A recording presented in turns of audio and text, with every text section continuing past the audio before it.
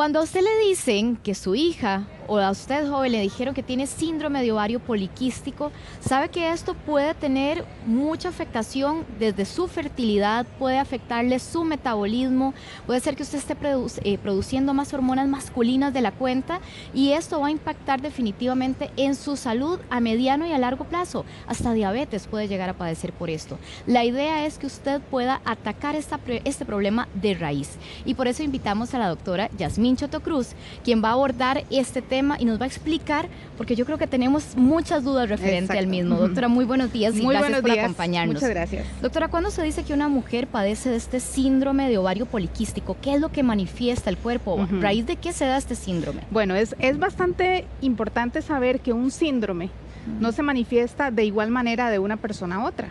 Realmente cuando hablamos de síndromes en medicina, tenemos una serie de signos y síntomas de los cuales no tenemos que tener todos para poder diagnosticar este síndrome. Esto lo que significa es que entonces una mujer y otra mujer pueden manifestar clínicamente el síndrome de ovario poliquístico de diferentes maneras. Entonces, uno de los problemas principales son los trastornos menstruales y estos trastornos menstruales pueden variar en rango. Se dice que en promedio una mujer con síndrome de ovario poliquístico tiene de 9 o menos menstruaciones anuales. De hecho, hay pacientes que pueden no menstruar en todo un año o menstruar 2 veces al año. Hay mujeres que también pueden tener manchados irregulares. Entonces, realmente que hay muchísima variedad en cuanto al trastorno menstrual que una paciente puede tener. Entonces, este trastorno menstrual no es el único criterio, por supuesto, sino que también hay una producción excesiva de hormonas masculinas. Estas hormonas masculinas tienen diferentes manifestaciones también, como lo podrían ser el crecimiento de vello anormal, a esto le llamamos hirsutismo, sobre todo ¿En qué zonas, doctora, sí, del cuerpo? sobre todo lo que es la línea media, ¿verdad? Lo que es la línea media, bigote, barbilla, hay mujeres Las con patillas, exactamente, en el pecho, en la línea alba, hay mujeres que son peluditas como del ombligo para abajo. Exactamente, esta es una manifestación androgénica. Otra de las manifestaciones androgénicas es la caída de cabello andrógena, o sea, que es una caída de cabello sobre todo frontal, donde se nota el arralamiento. Más típica del hombre, digamos. Más típica del hombre, exacto. Estas son manifestaciones de andrógenos, de hormonas masculinas. Otro de los trastornos puede ser el acné, que es muy común, ¿verdad? Claramente. Entonces, una mujer que se presenta con trastornos irregulares, de menstruaciones irregulares, con trastornos en tegumentos o en piel, nos hace pensar en un síndrome de ovario poliquístico definitivamente, y esto nos lleva a investigar que hay un trastorno metabólico de por medio que es el causante de este síndrome. Entonces realmente el síndrome de ovario poliquístico no es de ninguna manera tener quistes en los ovarios necesariamente, porque los pacientes... Es lo que uno asume con el nombre, doctora. Sí, porque el nombre es algo confuso. Tener quistes en los ovarios no implica tener síndrome de ovario poliquístico, sino que lo que hay de trasfondo es un trastorno metabólico, en la mayoría de los casos, de hipersecreción de insulina. ¿Verdad? Ahora, doctora, usted habla de síndrome metabólico. ¿Podríamos asociar con aumento de peso? Claro, porque cuando hay estados de producción de exceso de insulina, estamos hablando de un síndrome de resistencia a la insulina. Entonces esto más frecuentemente se ve en pacientes que tienen sobrepeso, que tienen obesidad. De hecho, son alrededor del 60% de las mujeres con este trastorno van a tener también trastornos de peso, aumento de su grasa corporal, y es precisamente esta insulina la causante de enfermar a los ovarios, por decirlo así. Este exceso de insulina inhibe las ovulaciones, por eso es que hay menstruaciones erráticas, produce estos quistes en los ovarios, que estos quistes producen la testosterona y las hormonas andrógenas, que son las que nos dan esas manifestaciones masculinas en el cuerpo. Y claramente esto puede llevarnos a infertilidad, que es uno de los grandes problemas. Doctora, usted señalaba los trastornos menstruales como una de las principales causas. ¿Qué tantas manifestaciones o qué tan trastornado podríamos hablar de que puede llegar a afectar las menstruaciones en estas Claro, jóvenes? es como yo te digo, o sea, la mayoría de las mujeres van a tener 9 o menos menstruaciones en un año. Sin embargo, se ven todo tipo de trastorno, desde amenorrea, desde pacientes que tienen ausencia de menstruaciones por más de 6 meses, a veces solo tienen una menstruación al año, pero también son pacientes que pueden tener sangrados pesados o que pueden tener manchados crónicos, ¿verdad? O sea, hay pacientes que están manchando la mitad del mes, por ejemplo. Y esto, cuando viene acompañado de los otros trastornos, es que hablamos del síndrome de ovario poliquístico. Ahora, doctora, exactamente, ¿cómo yo, si estoy en casa, puedo identificar y decir, ay, yo tengo esto? Bueno, es importante saber que el síndrome de ovario poliquístico es el desbalance hormonal más frecuente de la mujer en edad reproductiva. Aproximadamente el 10% de las mujeres en este grupo de edad van a tener ese trastorno. Son trastornos que vemos en la oficina diariamente. Todos los días vienen muchachas de diferentes edades con diferentes manifestaciones. Entonces, las manifestaciones pueden ser diferentes a lo largo de la vida de una paciente. Puede ser que inicialmente una paciente adolescente esté preocupada por el acné, ¿verdad? Que sea de sus primeras manifestaciones, cuando ya empezamos a pensar acné y la menstruación no me viene adecuadamente, ahí ya estamos definitivamente pensando en síndrome de ovario poliquístico. Puede ser que más adelante nos empiece a preocupar la caída de cabello, ¿verdad? Después estamos pensando en los casos de infertilidad. Y si a todo esto hay una historia familiar, que también es importante, ¿verdad? Son trastornos que se ven en familias. Si hay, ¿se hereda, doctora? Sí, esta tendencia es como una tendencia que hay. No significa que tenemos que desarrollarla si hacemos las cosas adecuadamente, pero es más frecuente verla, digamos, en familias donde hay trastornos menstruales, donde hay problemas de infertilidad y sobre todo donde hay antecedentes familiares de diabetes. Doctora, vamos a los tratamientos, porque también Claro. usted decía algo que me parece interesante, que no tiene que presentarlo si lo hacemos adecuadamente. Exacto. ¿Con qué nos referimos a esto y ahondemos en lo que usted nos Yo nos diría trae, doctora? que antes de esto hablemos de estilos de vida, porque realmente es el estilo de vida el que nos va a ayudar a manejar un trastorno de síndrome de ovario poliquístico. Hablamos que uno de los factores de riesgo es la obesidad y el sobrepeso, sobre todo porque hay trastorno de metabolismo de carbohidratos con lo que llamamos la resistencia a la insulina. Entonces, definitivamente todo lo que una mujer que pierda, digamos, el 10% de su peso, ya con eso logra significativamente regular menstruaciones y aumentar el chance de fertilidad. Hay que ver, ¿verdad? También a las pacientes si les interesa o no la fertilidad, y eso lo hablaremos cuando hablemos de este tipo de tratamiento. Pero primero que todo es definitivamente vencer el síndrome de resistencia a la insulina, vencer la prediabetes, ayudarles con pérdida de peso. Entonces, metabólicamente, ¿qué es lo que más conviene en estos casos? Definitivamente son las dietas bajas en carbohidrato o inclusive dietas sin carbohidrato, ¿verdad? Llamadas dietas ketogénicas, en que vamos a vencer el síndrome de resistencia a la insulina al no estarle dando al cuerpo las azúcares y las frutas y los carbohidratos, que son los que aumentan la necesidad de la insulina.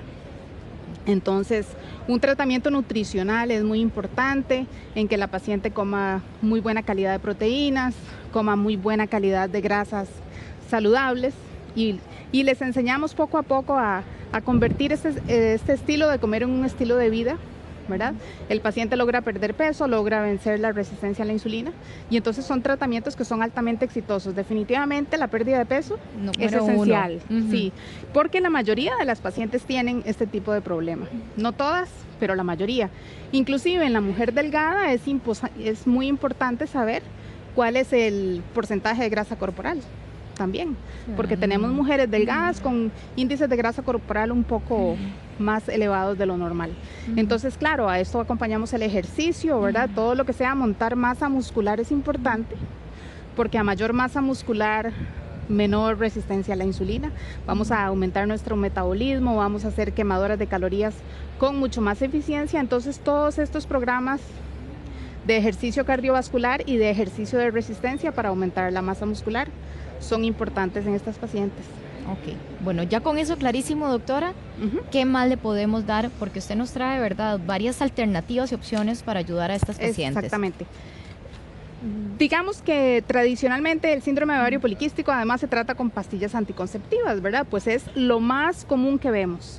Entonces vamos al ginecólogo, el tratamiento son pastillas anticonceptivas, y en realidad hay un lugar para este tratamiento, porque una mujer simplemente no puede darse el lujo de no tener menstruaciones, ¿verdad? O sea, hay que tener menstruaciones porque si no estaríamos en un estado, por decirlo así, de menopausia antes de tiempo.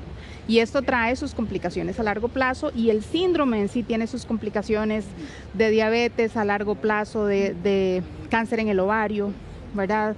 La complicación de la infertilidad y todo esto. Entonces, bueno, si hay una paciente que está joven, que no está interesada, digamos, en la fertilidad por ahora, los anticonceptivos son una opción.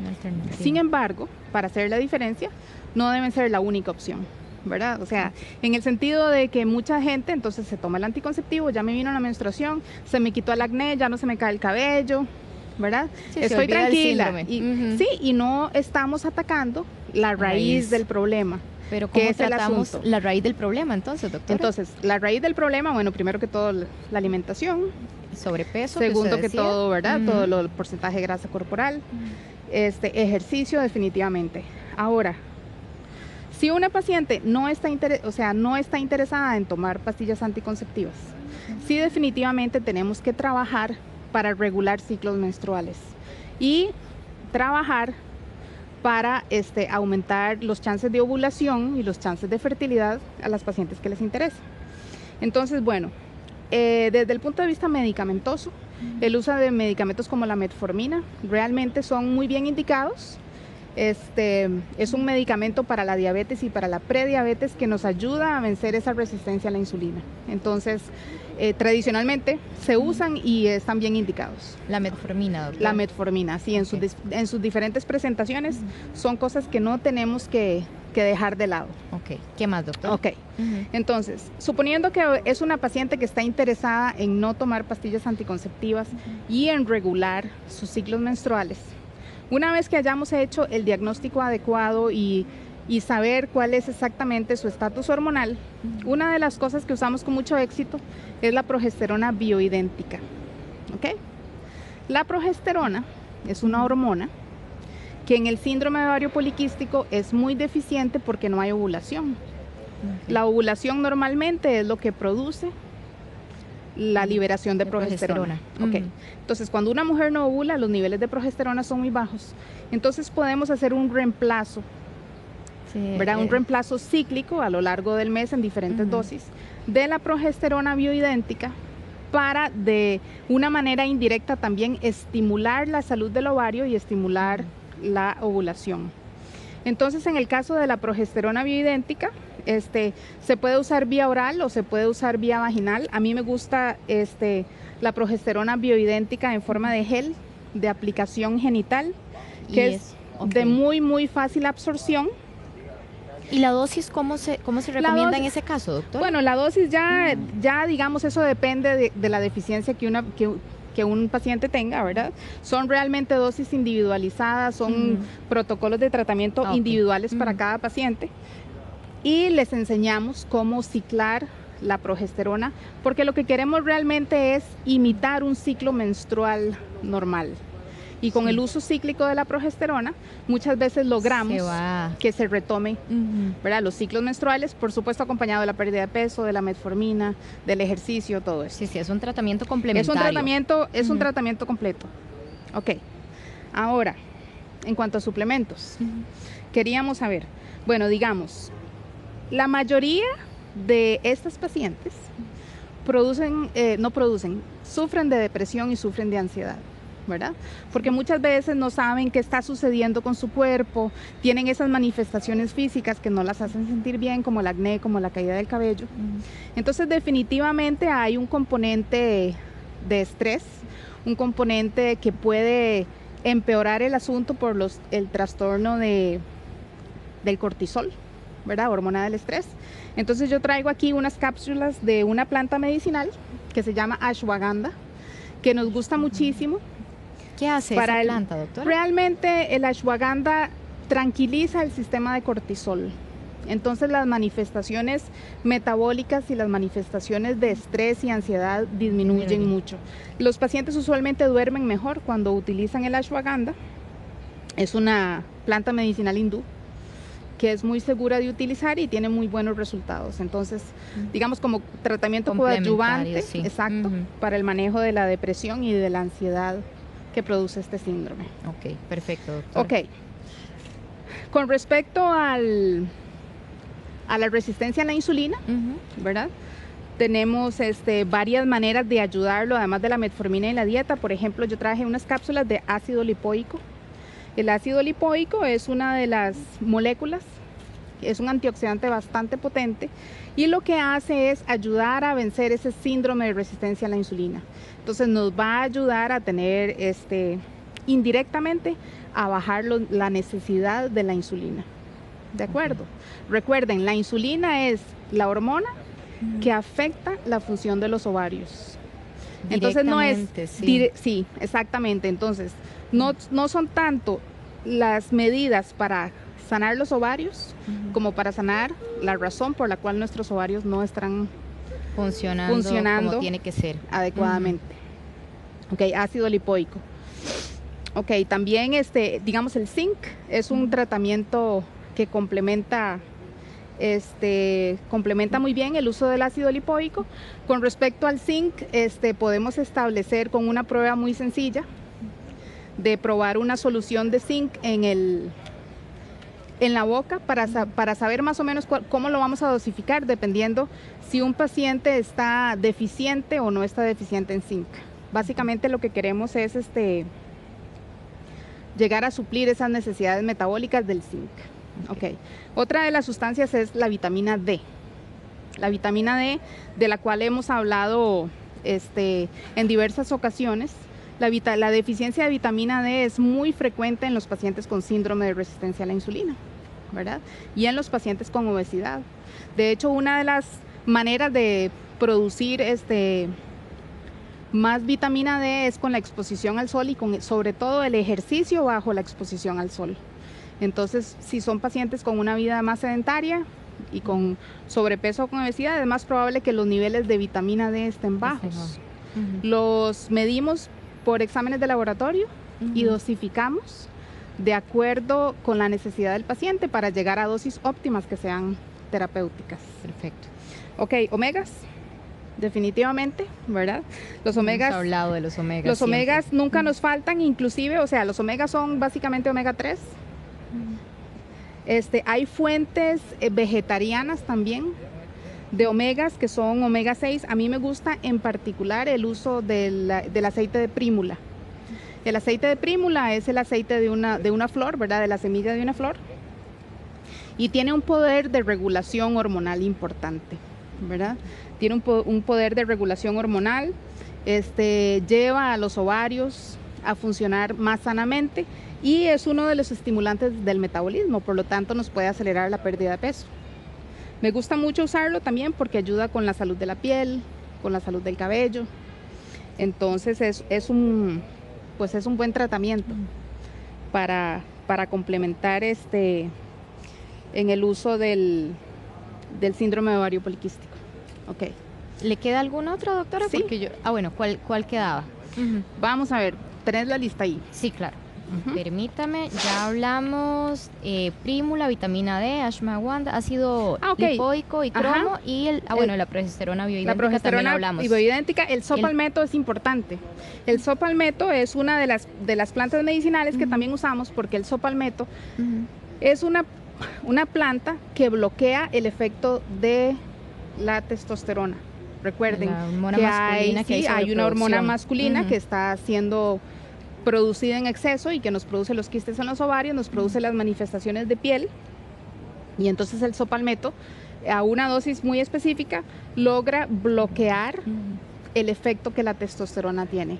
Entonces definitivamente puede en conjunto con todo esto, todos los tratamientos, ¿verdad?, que usted ha señalado. Sí, es una opción natural porque lógicamente también hay medicamentos que logran bloquear el efecto de la testosterona, pero con más potencial de efectos secundarios. Exactamente. Entonces por eso ponemos todo un plan de manejo que funciona bastante exitosamente. Muy bien. Doctora, muchísimas gracias. Bueno. Y sobre todo acatar los consejos que usted nos ha compartido en esta mañana. A cuidar ese sobrepeso también. Gracias. Muy amable, doctora. Gracias.